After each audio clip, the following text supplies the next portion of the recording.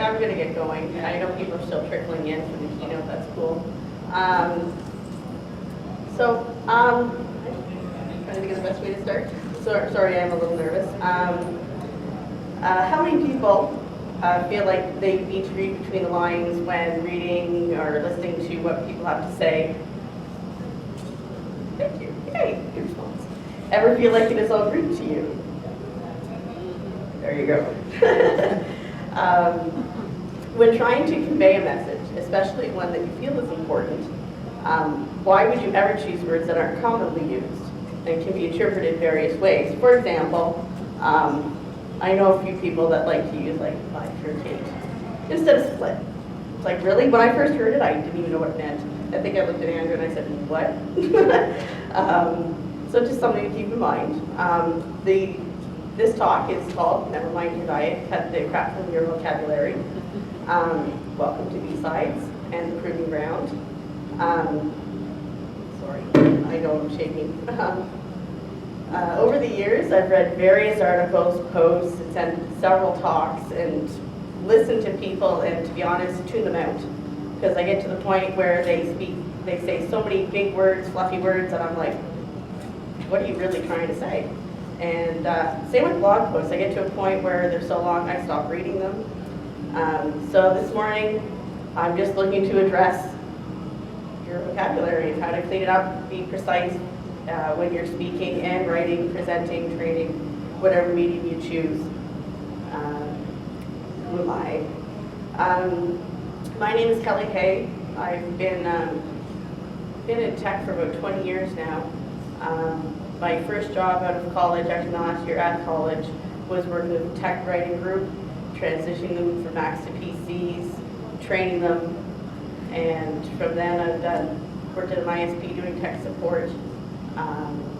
My gift is really translating what developers create into what people can consume, either through technical writing, training, course development, whatever the case may be. The last 7 years, my focus has been training. I'm currently at FireEye. My specialization there is certifications, exams, and labs. I've co-authored a book with my husband Andrew, who's sitting over here. Some of you may know him, may not. No, there's a chance. Joke. What else can I tell you about me? When not working, well, just about anything. I like sports a lot. I like to sit at a bar and drink beer and watch sports. Hockey, rugby, stuff like that. Rugby, there you go.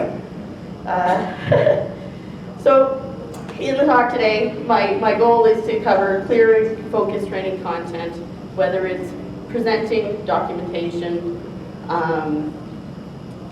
presentation, online communication, of course, thinking Twitter, blogs, whatever the case may be, and even error messages, because we all know how good error messages are. Here. Has anybody here heard of Bloom's taxonomy? Wendy, yay! I don't remember what it is. But you don't remember what it is. Well, Bloom's, and I'm going to have to go to my notes a little bit about this, because it's very focused on training. So the idea of Bloom's is to classify education levels. And there's 6 levels. Knowledge is remembering previously learned content, so it's recall type questions.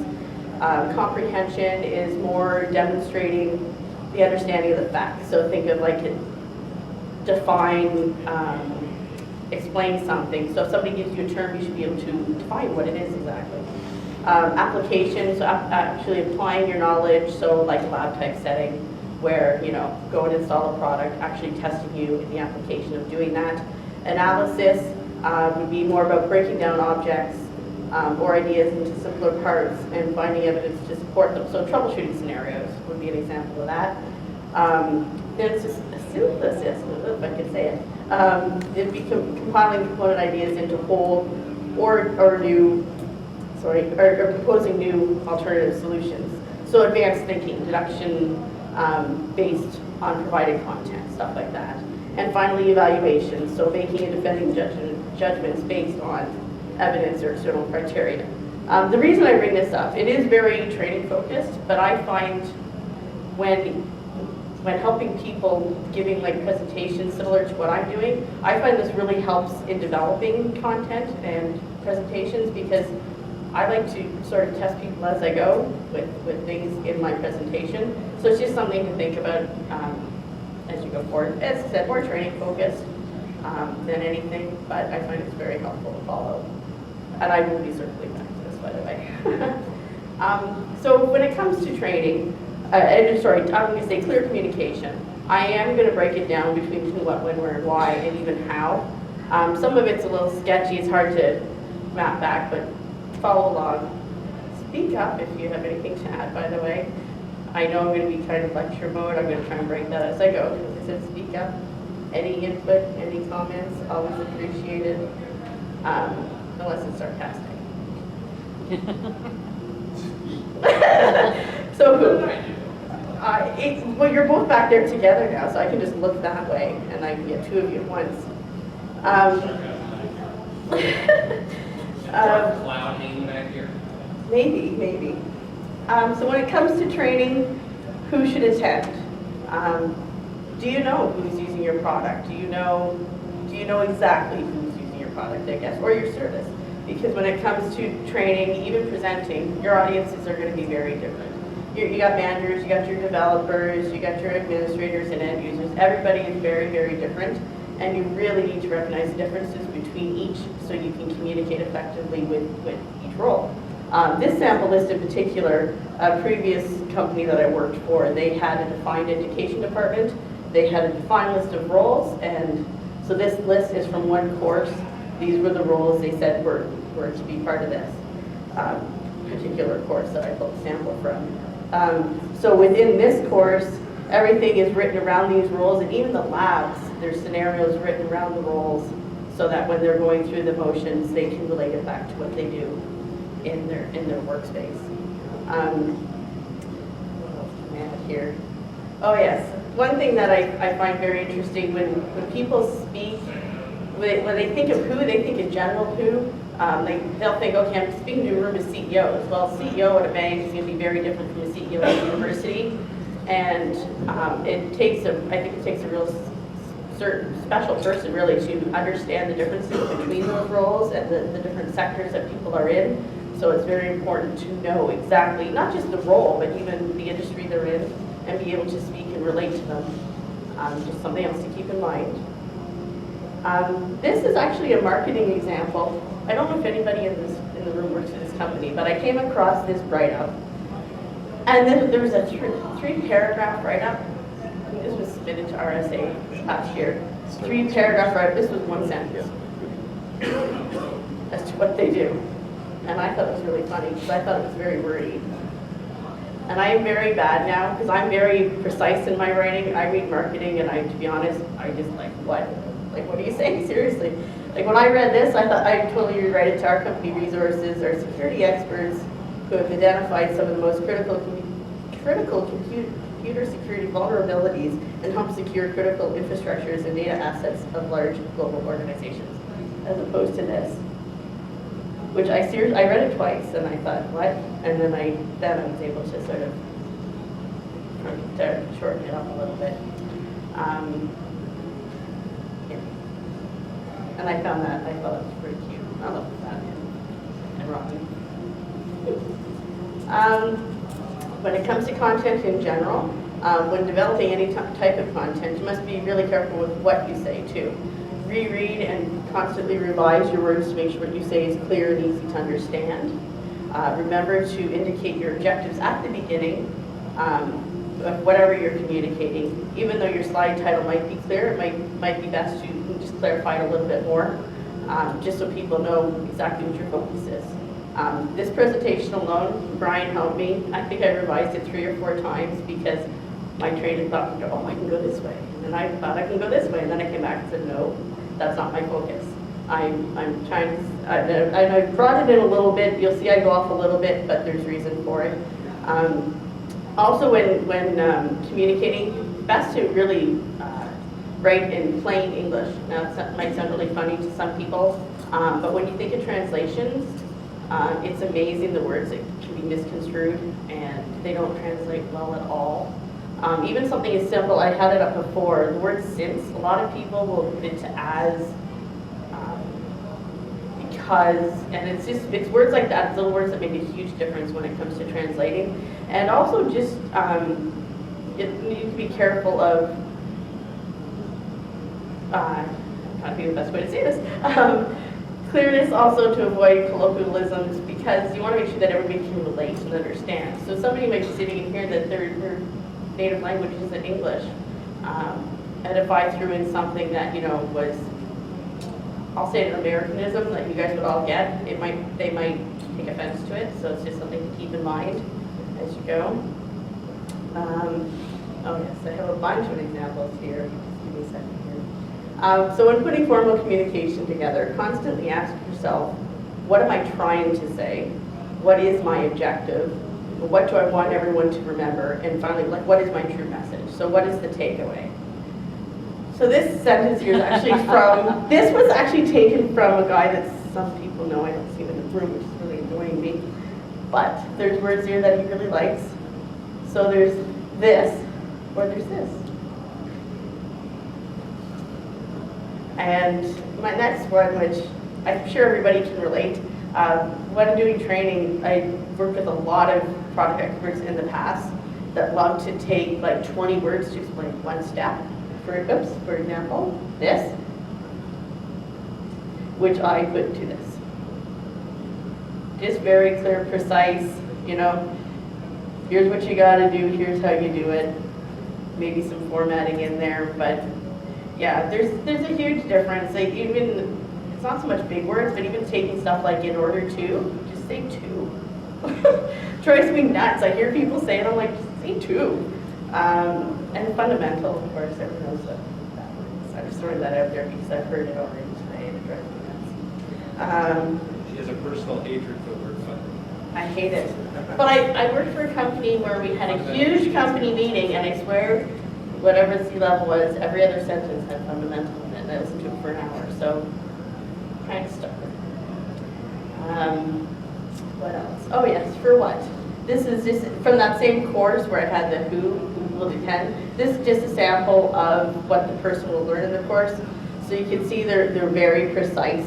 They're going to install a product, they're going to perform operational verification, consolidate systems. So this is very, very precise. They're measurable verbs, and what I mean by that is you can test them. So when this training is done, the idea is that they can sit and they can install a product, and they should be tested on that. This is just very high level. Oh yes, when defining training, actually something to think about if you ever do training, try to avoid the words understand, learn, and know, because you can't measure them. You cannot test somebody's ability to understand. You can teach them how to perform a function, but you can't teach them to understand how to perform it. Does that make sense? People don't think stuff like this, but when you're evaluating, and even when you're doing like certification exams, it's something to keep in mind. You've got to make sure everything maps back, so everything has to be clear and precise, and you have to be able to, like, everybody's taken like written CISP. Anybody in this room I'm sure has. All those objectives, everything you've done has to be measured back, and the board behind it has to be able to document everything that you've done, everything you've written, it has to map exactly. So they have to have precise objectives written out. In addition, training is more my specialty, so I tend to go that way, but this really does hit across writing and presenting in general. So what here, when it talks to, this is the end one, by the way. When considering the what aspect of training, documenting, or presenting, you need to know what people know. You need to know what other people need to know to use your product or service. So for example, in training, what they need to know becomes your prerequisites. And then this comes into, so these are from that course. I just picked a course from a previous client. These were their modules, and here were the flushed out objectives or lesson titles and the objectives. So everything maps back. And everything, again, is written around this. So prerequisite here is knowing distributed environments. It's all pulled through the labs, and everything's tested at the end. You know what this is saying? How's everyone doing, by the way? Hidden message. There you go. Wow. See, I should be able to get so creative. And here's just some more words. Just kind of break it up a little. And I know I'm going to say this wrong because I picked some funky words that I don't normally say, but has my specificity ameliorated your thinking around how you communicate? Can you prognosticate my next move? It sounds really funny to me. This was actually taken from another company website. I don't know if they're here. No, I don't think they're represented here in the company. But actually, I think. No, I know. I think Andrew found this, and he found it because he said, "Well, this is great. What are they measuring against? 25% greater than what?" Wendy, does that sound familiar? Yes. We've seen slides like these. Yeah, I love picking apart marketing, which I should. One of my best friends is VP of marketing somewhere. But yes, I love doing this in marketing because I just don't get it. Like they don't know me, they don't know where I work. They don't know where I work. But yeah, I just don't know what they're measuring against. I guess it stands out to me here. So when this was a really tough one when it came to clear communication. But when it comes up to me is syncing what you're saying with the product or service, especially training and documenting. How many people here actually work for a company that will not release a product if their docs and training are not ready? Anybody? I've actually worked, I worked for a company that wouldn't, they stopped their GA date because training wasn't done. They actually have put that in place.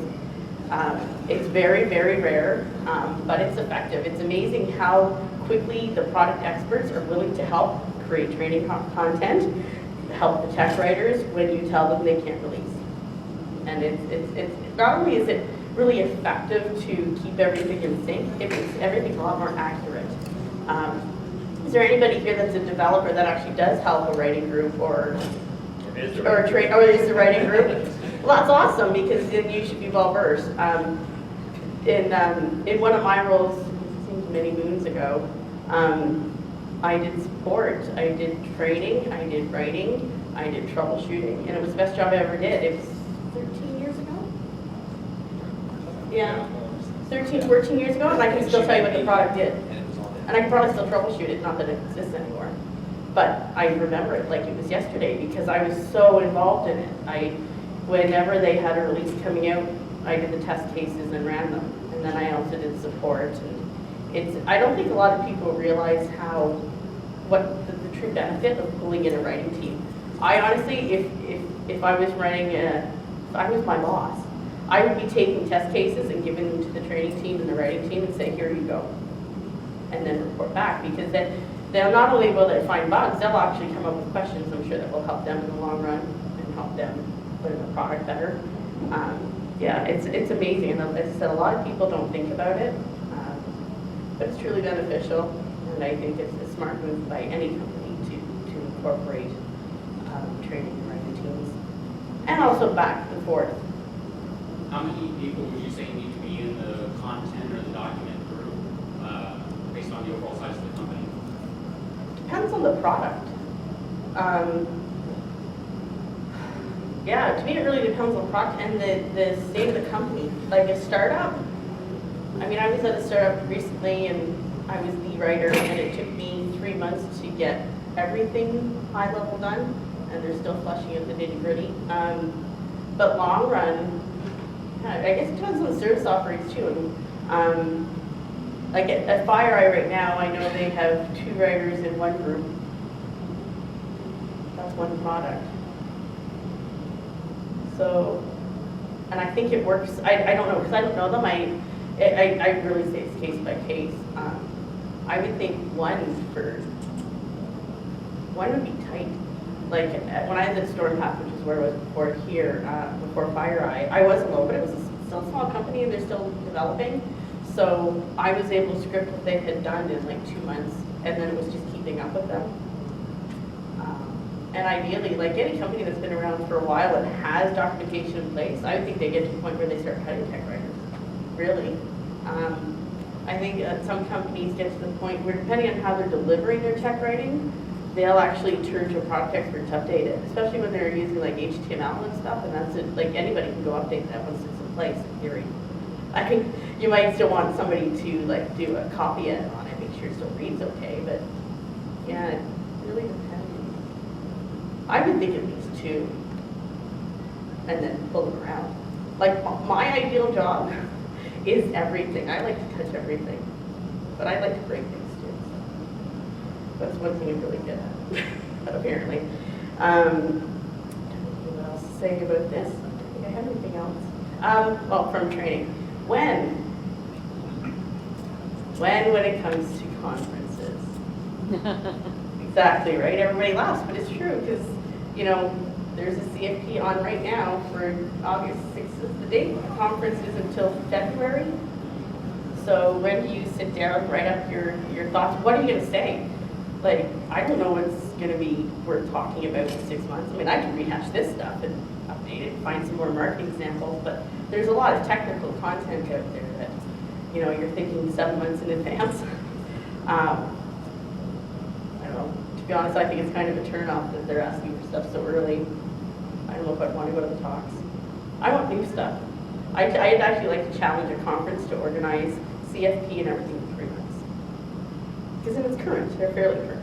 Like I look at it like what's being called for now for August 6th being presented in February. So if anything happens between now and February, but your talk submission doesn't match something new that comes out, well then you're going to present at the next talk. So it's going to be old by then. Or you're going to find another conference in the middle and it's going to be still kind of new, but not over. I don't know. I think conferences take too long to organize. BSides is pretty good, but the big ones I find they ask too early. You're talking about RSA, guys? I'm not saying anything. I'm not, you know who I'm talking about. Everybody knows who I'm talking about. I don't even have to elaborate, but yeah. Oh yes. So I'd like you just to read this. I got this. I did find from an RSA submission. I will say that much. So, thank you. There we go. So the first sentence says, email phishing attacks are on the rise, hitting hundreds of major brands across nearly every sector of the economy. Yep. Combating these threats requires a coordinated effort from both security and marketing teams working together. And then the last sentence, security teams bring expertise about cybercrime and threat vectors while marketing often holds the keys to email systems that require new authentication protocols.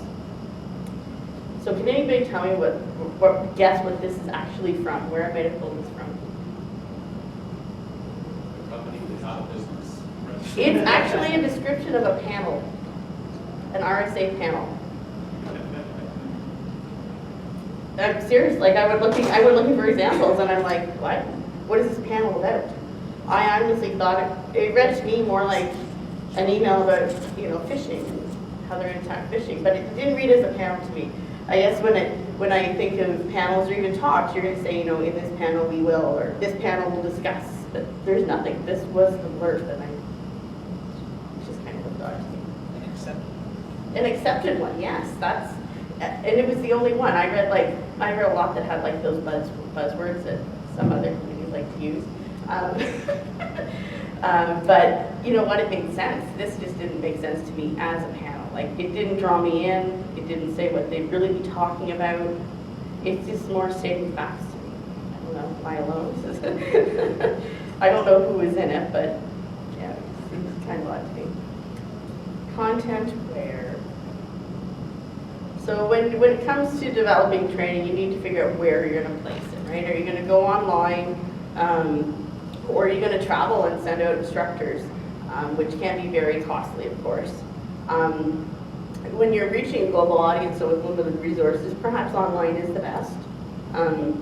Perhaps you want to go customized training, and sending somebody on site is the way to go. Regardless of how it's delivered, though, you really have to keep in mind a global audience.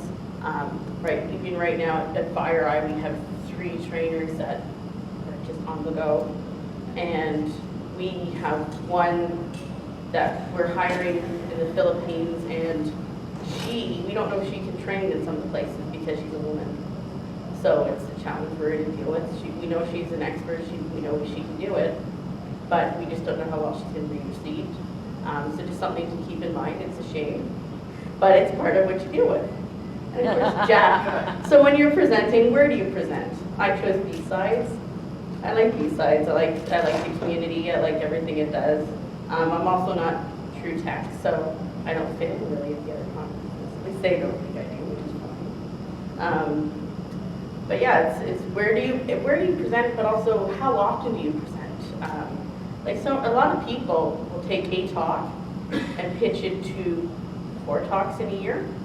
At what point does it get old? At what point does the audience not even make sense anymore?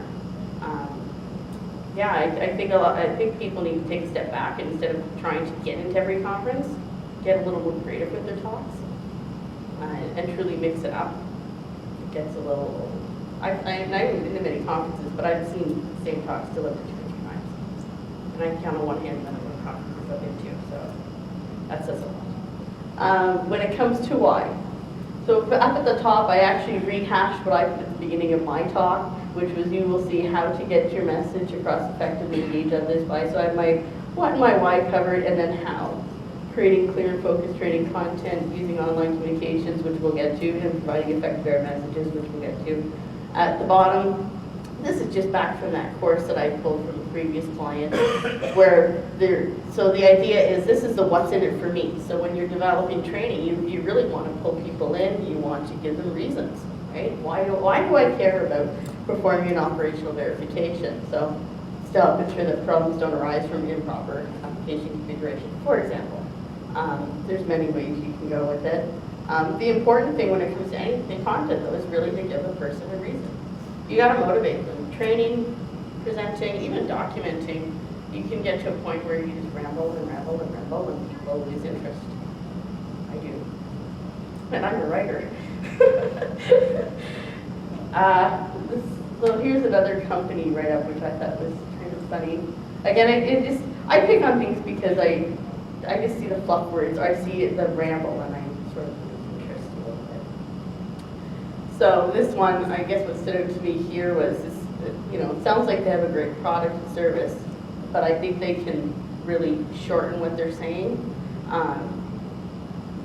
Because, when you think about what goes on a company website too, I think a lot of people forget about that. You go on a company website, and depending on your monitor resolution, if this is on my iPad, that's half my resolution, this blur. I mean, it's just something to keep in mind when you get into too many words and trying to ramble. Qu'est-ce que c'est ça? That's French for those who don't. Canadian. So, I can learn French when I can. And if you didn't notice, Canadian flag. Just little things.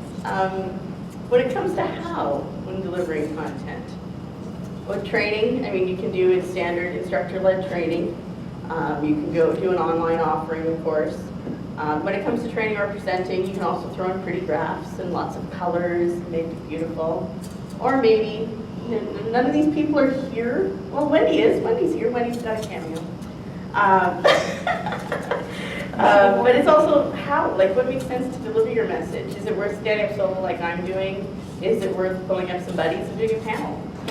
I know people bash panels a lot, but sometimes it's good. It's just, way to talk about things and, expose a topic. Of course, if you stay on topic, that's a full of ball of wax. Because I've sat in a couple of panels where they definitely steer different directions. But, sometimes it makes sense to do that too, like the burnout panel. I know people like to talk about burnout info side. I don't think somebody wants to take that on by themselves, really. So here, I actually have a little sample training content that I did for my previous job, just to show what exactly precise training is, very clear. This was just registering for storm path account. Don't know how well it's big. It's just kind of small in here. So everything's very specific. Complete the fields, pressing the tab to move between the fields. That's it. Very clear.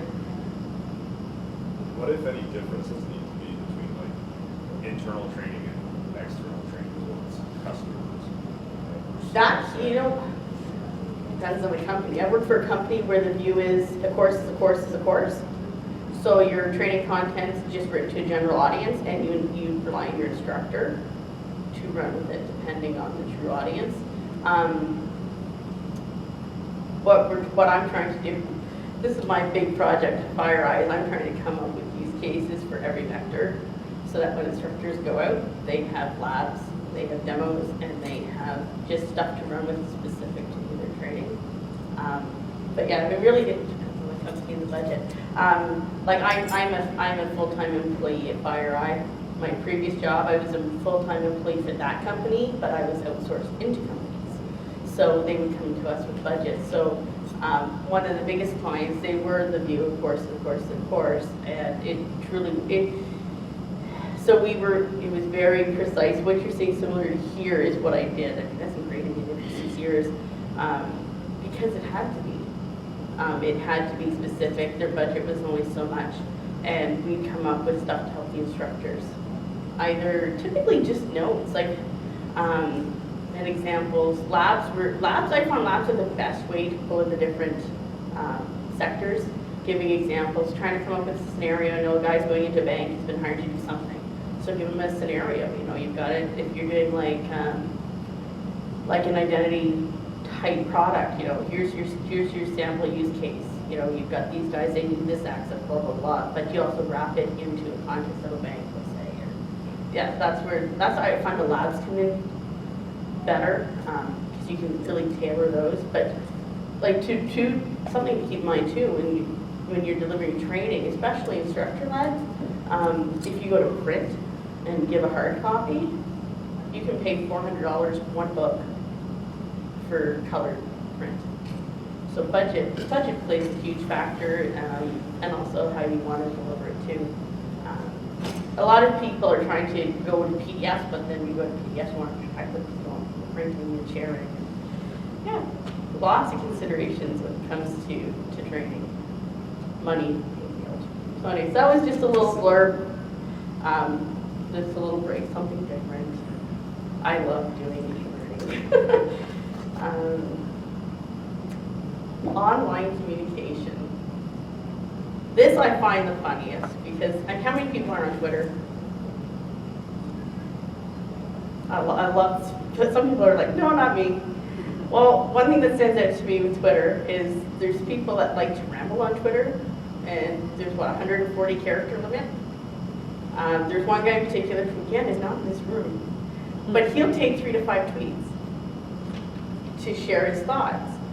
Well, I only follow 200 people, and I say only because I know that's not many, but his tweets are never sequential in my timeline, ever. So if I see one, I might see the second, and then I just skim the next 3. Because honestly, I don't look. I truly don't look. So maybe, you know, when you're thinking of communicating online, you really got to be precise, especially with Twitter. I mean, you can always do a blog. I have one, which I haven't updated since I started working at FireEye, but you really need to think about what you want to say and who you're trying to attract and what you're looking for. If you're really looking to engage, I'd say a blog with comments. I mean, the comments are kind of tricky, but at least it's a little more open, and I guess it's easier or better, more effective, I think, than Twitter. And I'm on Twitter. I don't tweet a whole lot. See, I worry about what I say. I'm not kind of Twitter either. So I'll type and then I delete, and then I type again and I'm like, I'll delete. Because I do worry about what I say and how it comes across and perception of me. I know a lot of people don't care, and that's cool. Like your husband? Like my husband, he has a bit of a filter. He'll IM me. Instead of tweeting it, he'll IM me, which is protected. So, you know, there's always ways around.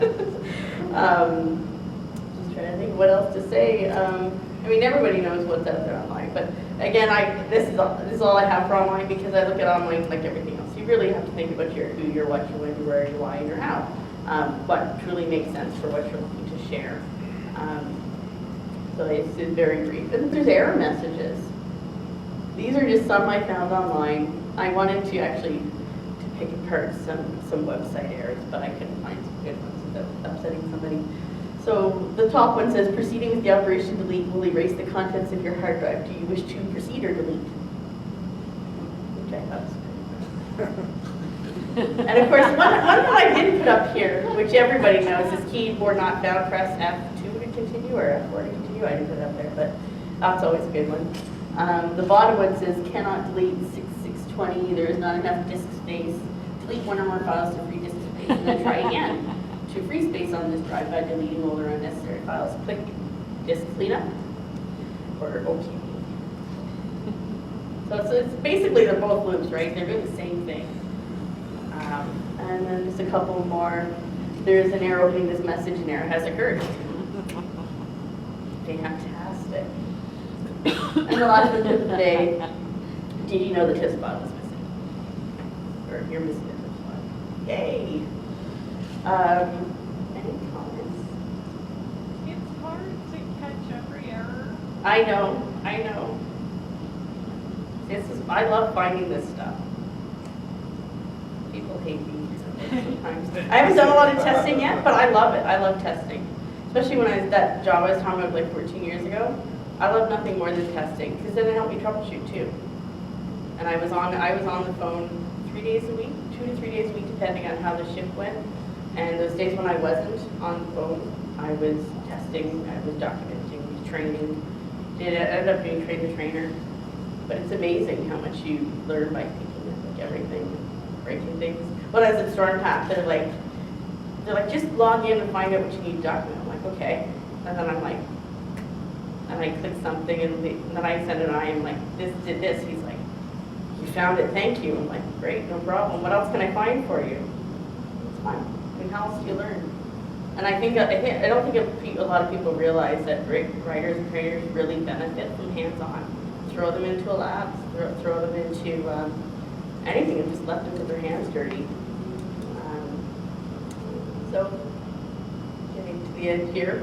So remember who, what, when, where, why, and how. Basic English, clean and simple.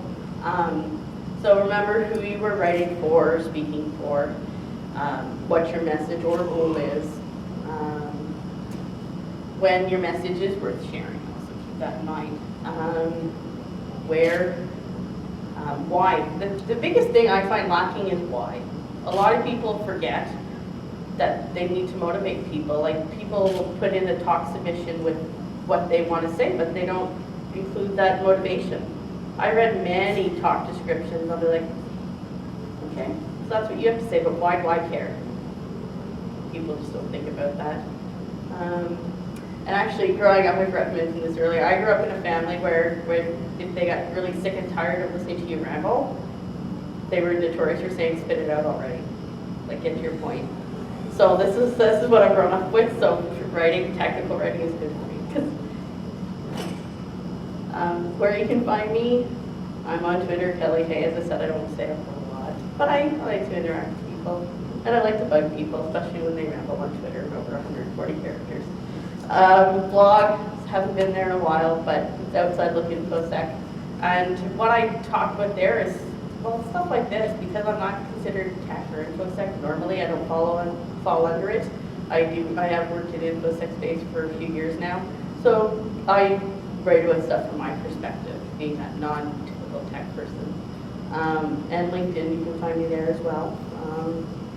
And I'm at FireEye. That's what I do. Where I am. Any comments, questions?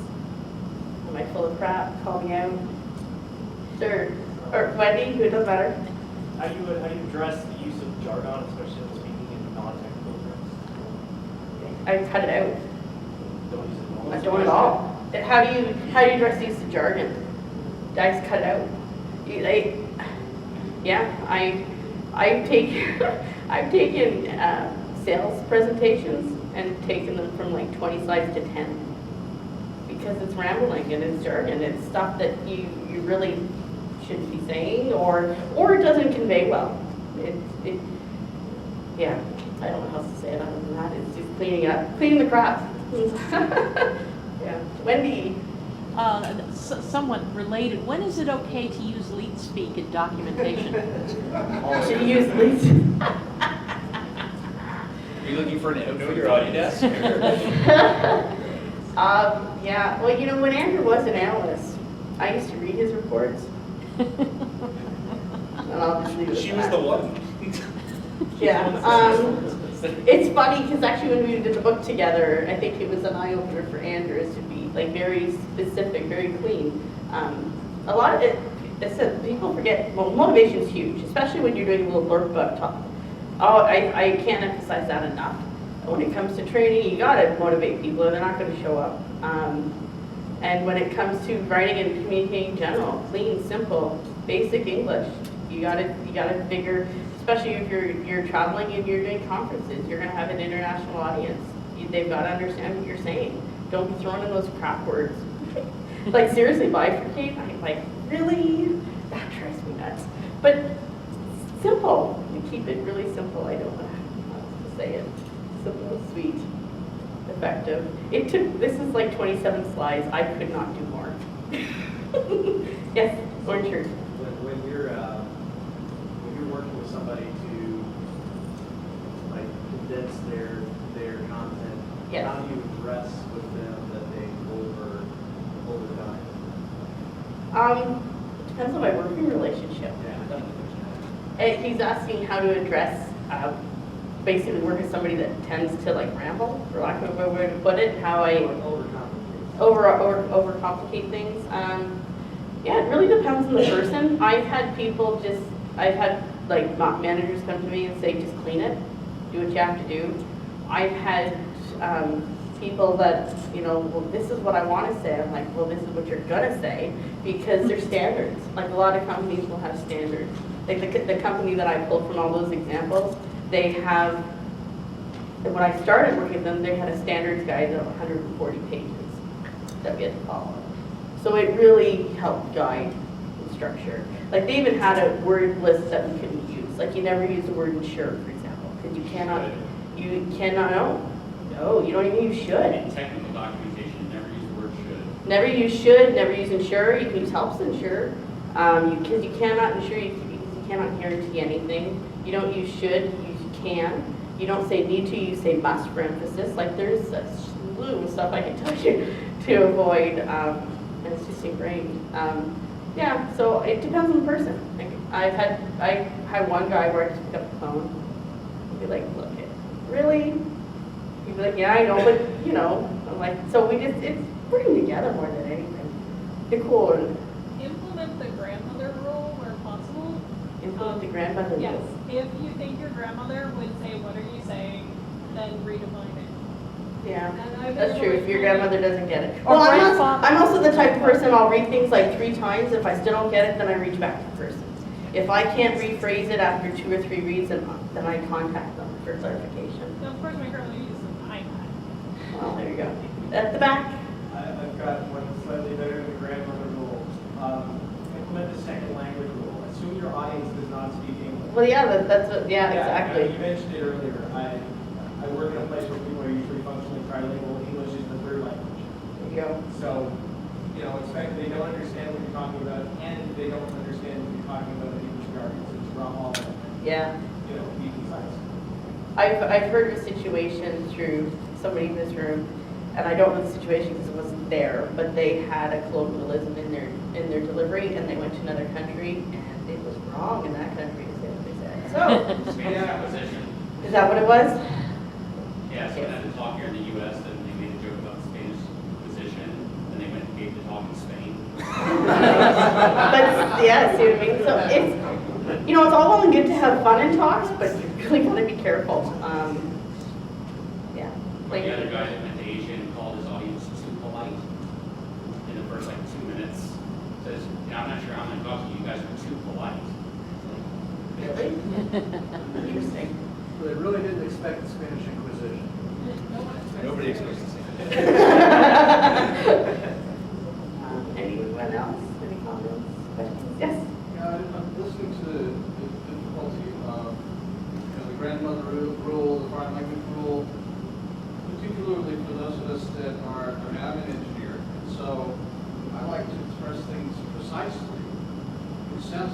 love you. Well, some people call it geeky, and ambiguous, What do you mean by that? Yeah. It takes me a lot of words sometimes to be precise. Sure, and sometimes it can't be avoided. It's to avoid, it's to be as simple as possible where possible, really. And you even get into tech terms that don't translate, you can't avoid them, so. I found this great quote from an 18th century Scottish guy. It said, "There's no greater impediment to the advancement of knowledge than the ambiguity of words," which, as an engineer, I love, because that needs to be precise.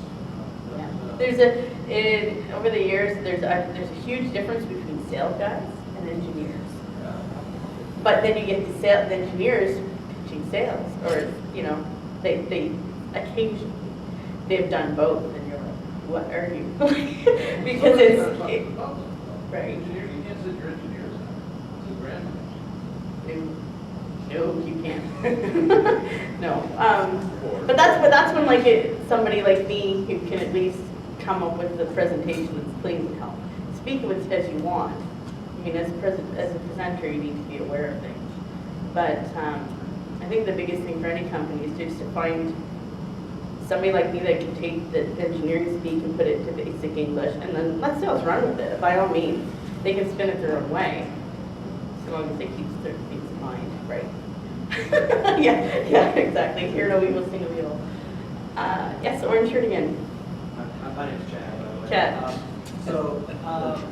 Is there any additional reading that you would recommend, maybe something that's taught you along the way, or you've seen help other people to refine what you're saying, not only just written, but also in just conversation? I'm a sales engineer, so Yeah. guilty as charged. Okay, this. I'm gonna wrap it up now because I have to cut it. Honestly, it's tough. It's something that's just been ingrained with me. And a lot of the stuff that I write around is provided by the clients I've written for in the past. But outside of client provided stuff, the Microsoft manual of style, especially when it comes to labs, it's amazing. Just simple things like instead of doing drag and drop, if you say drag drop is implied, for example, so that when you're playing steps, stuff like that, Microsoft manual of style is very good when it comes to doing the construction steps and guiding how you phrase things like frames and panes and stuff like that. Yeah, I think that's it. Got a wrap. Give it up to the next person, Mr. Corbin.